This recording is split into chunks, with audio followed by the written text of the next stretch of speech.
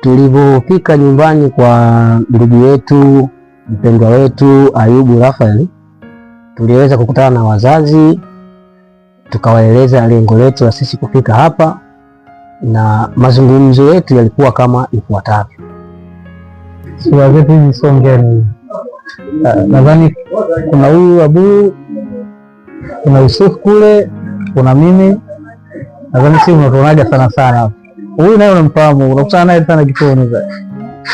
Sasa zungumzo leo kukutana hapa, msiba ule ulipotokea, tulikuwa tuna kikundi chetu cha tuliomalizaga KID pale shule ya msingi. Na tunaye hata mwenzetu yule zamani alikuwa tunajiunga naye kwenye matukio mengine. Kwa hiyo ilikuja kutokea tukio hili, tukarudi tena tukakusanyana, tukadiskasi tufanyeje, tukajichanga kidogo ili tupate hata pole kwa mama yetu hapa, maana yule aliondoka alikuwa ni rafiki yetu. Kama mimi Ayubu kweli alikuwa ni rafiki yangu, yani kikweli Ayubu alikuwa ni mtu wa watu, alikuwa mtu wa watu kwa sababu ninakumbuka kuna kipindi nilikuwa nimetoka kumaliza, kuna kozi fulani fupi hivi. Ayubu sasa alikuwa na connection na watu ambao wanafanya vile vitu, ndio ananipambania kidogo. Kuna kipindi fulani zamani kidogo, ingawa hatukupata hiyo nafasi, lakini kwa naonyesha kwamba mwenzetu pia alikuwa na ushirikiano na sisi kwenye vile vitu vidogo ambavyo alikuwa anaweza kuvipambania akavipata. Kama tutakuwa tunahitaji, alikuwa na uwezo wa kutusaidia. Sasa ninaona tujitambulishe kwanza, si ndio?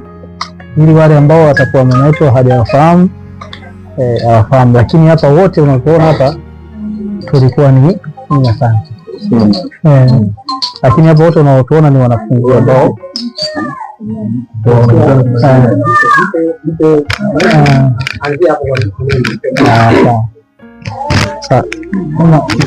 kitambulisho mama kujua hapa. Kwa majina naitwa Neema Jotham. Nimekuja kumpa pole mama yetu kuondokewa na mwenzetu. Sisi ni faraja, tuko pamoja. Mungu akupe nguvu, nazidi usikate tamaa, tunakuombea. Mungu azidi kukupa nguvu. Ni hayo tu mama. Amen. Kwa majina naitwa Abubakari Semeni Makaranga. Tumekuja kutoa rambirambi kwa mama yetu mfiwa. Sina mengi zaidi.